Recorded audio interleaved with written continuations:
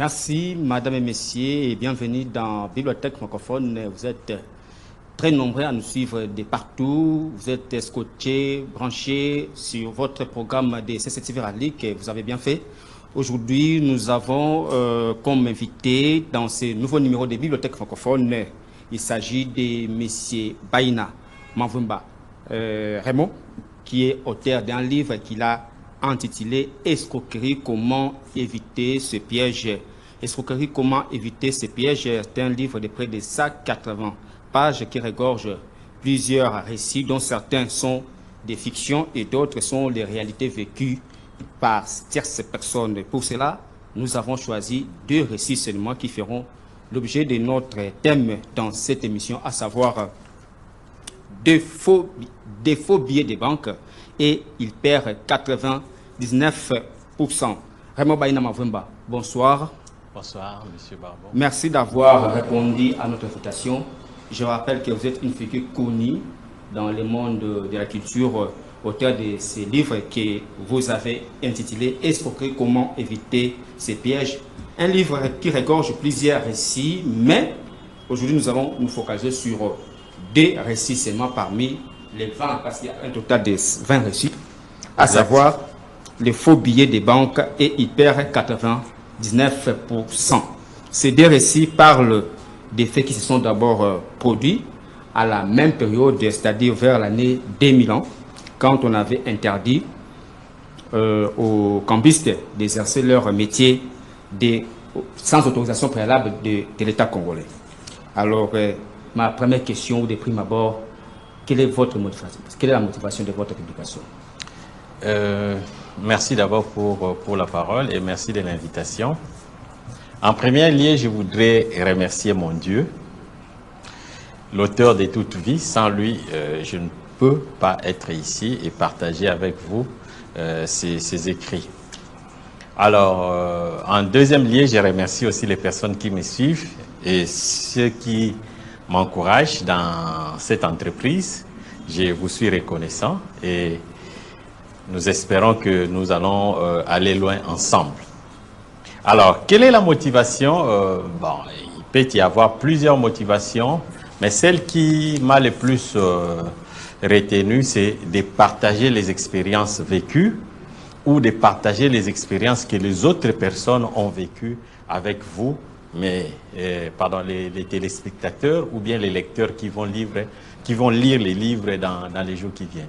Donc c'est un peu ça. Sinon, on peut aller plus loin pour dire ceci et cela, mais les motivations principales sont celles-là, de faire cela, soit en catimini, soit ils s'exposaient, mais ils prenaient leur disposition pour éviter de tomber dans les filets des agents de l'ordre. Avant de poursuivre, est-ce que ça, il s'agit d'une histoire vécue ou c'est de la fiction? Non, c'est pas de la fiction, ce sont deux histoires vécues. Donc, par exemple, des faux billets de banque, c'est un ancien collègue des services, il s'appelle Eric Kayemba, que je salue d'ailleurs, qui m'a raconté cette histoire. Donc, c'est quelque chose qu'il a vécu et il m'a raconté. Et moi, ayant mon stylo et mon papier, j'ai essayé de mettre ça sur écrit. Et aussi longtemps que dans les livres, il y a des catégories de récits. Ouais, il y a fiction ainsi que des histoires vécues. Bon, il y a des histoires, bon, pas vraiment fiction, mais des histoires que j'ai vécues personnellement, des histoires qui m'ont été racontées et d'autres que j'ai reçues aussi sur Facebook, que j'ai suivies. Donc, dans les réseaux sociaux, voulais-je dire, j'ai suivi des histoires et j'ai essayé de capitaliser ça et de mettre ça par écrit par la suite. Voilà. Alors, revenons à notre situation de faux billets de banque. Donc, un ancien collègue des services, Eric Kayemba, que je salue à nouveau, ainsi que sa famille. Alors, il était à Njili. Donc, d'abord, étudiant à l'une des universités ici à Kinshasa. Il était allé à Njili rendre visite à sa fiancée. Et par après, il devait se rendre à Kingabwa. Malheureusement pour lui, je dirais comme cela, il rencontre deux personnes qui se disputaient, ou bien deux personnes qui étaient derrière lui, ont fait en sorte de les rattraper pour, comment dirais-je, le mettre dans leur discussion. C'était quoi? Un villageois qui avait des billets des banques, des dollars, donc des devises étrangères, des dollars précisément, et un citadin, un Quinois, qui voulait l'aider à faire cette affaire, donc à faire la monnaie. Sauf qu'ils ne s'entendaient pas. Alors, les Quinois ou les citadins a voulu que les villageois lui donnent quelque chose du fait qu'il avait pris un peu de temps pour cette affaire. Finalement, Eric a réussi à calmer la situation.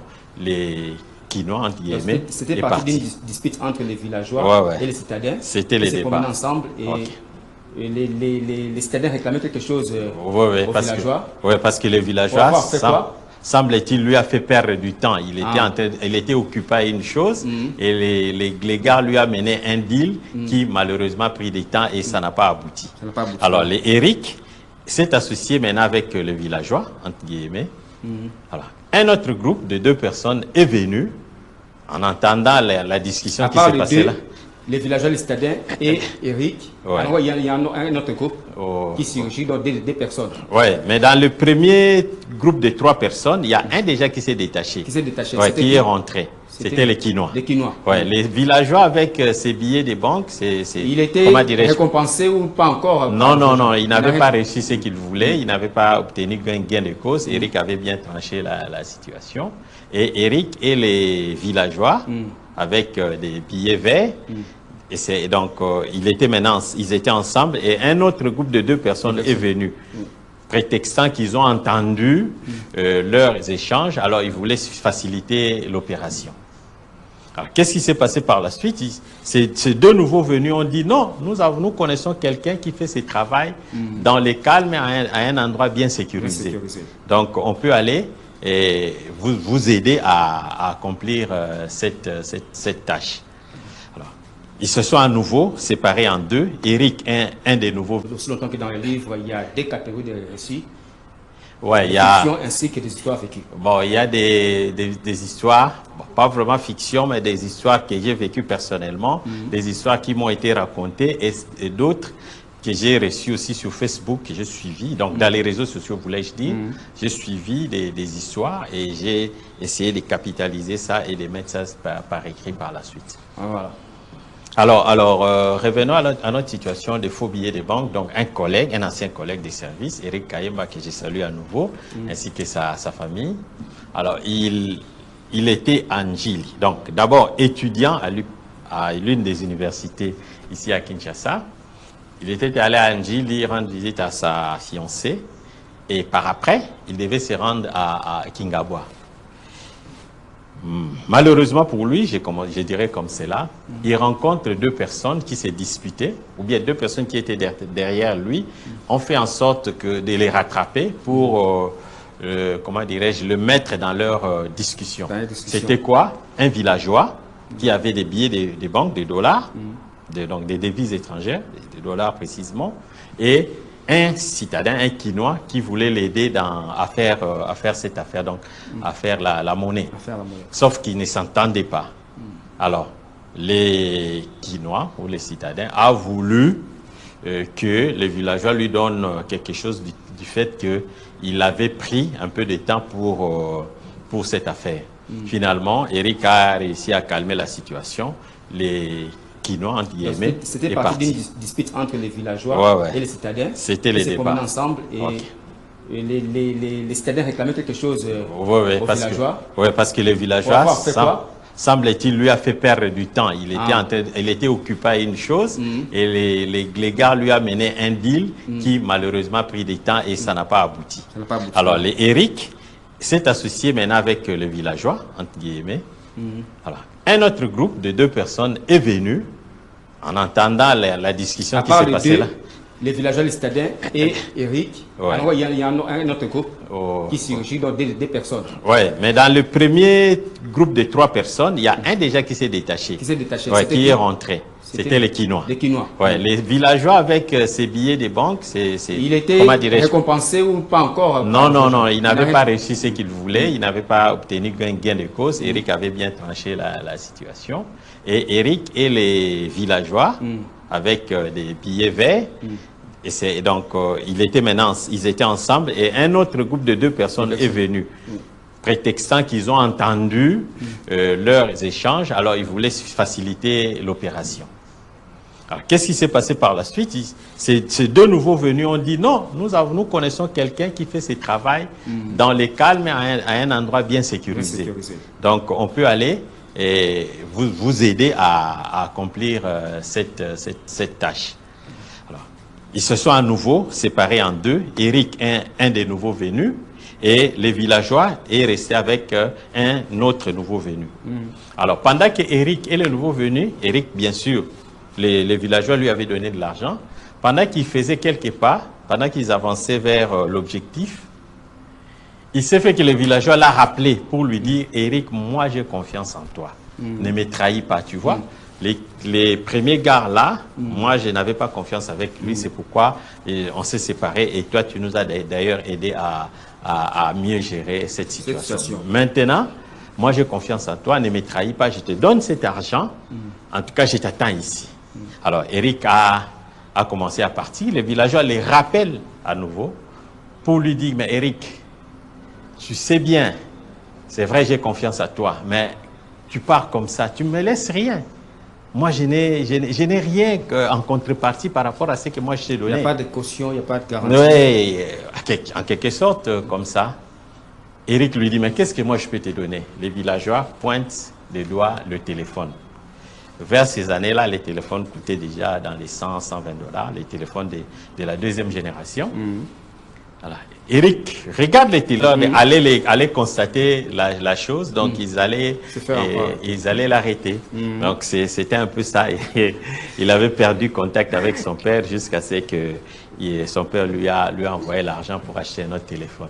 Donc ces gens de mauvaise foi s'étaient constitués en groupe et ils ont fait tout leur scénario et finalement ils ont escroqué Eric Kaïm. Comprendre que déjà au départ, les groupes de 2 personnes qu'il approchait déjà étaient complices avec sa bonne foi pour les départager par rapport à cette petite dispute. Et puis, au finish, encore un autre groupe de 2 personnes encore qui l'approchait. Alors, il a compris que toutes les 4 personnes étaient derrière cette... Il avait bien compris cela, mais en retard, après avoir été victime, après avoir été escroqué, malheureusement pour lui. Donc ils ont pris vraiment du temps pour manigancer tout ça. Oui, ces gens-là sont je sais pas comment ils font pour arriver à monter des scénarios comme ceux-là. C'est vraiment presque inimaginable, mais c'est vraiment... Ils sont experts en la matière, ils ont ciblé Eric. Ouais, ils ont ciblé les téléphones d'Eric et ils ont réussi à l'avoir. Ouais. On peut passer au deuxième récit. Ouais. C'était, il perd 99%. C'est la 19e narration, le 19e récit. Oui, ça c'est similaire, c'est toujours dans le même contexte. Oui, mais c'est la même période pratiquement. Mais cette fois-ci, l'histoire s'est passée à Barumbu. Et c'est un de nos anciens locataires, Jean-Baptiste Maïba, que je salue aussi en passant, qui m'a raconté l'histoire. Donc, un vieux dans la commune de Barumbu, non loin de là où le vieux, donc notre ancien locataire, exerçait son métier de mécanicien.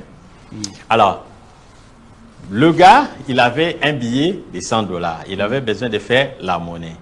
Il est sorti pour aller voir son cambiste habituel.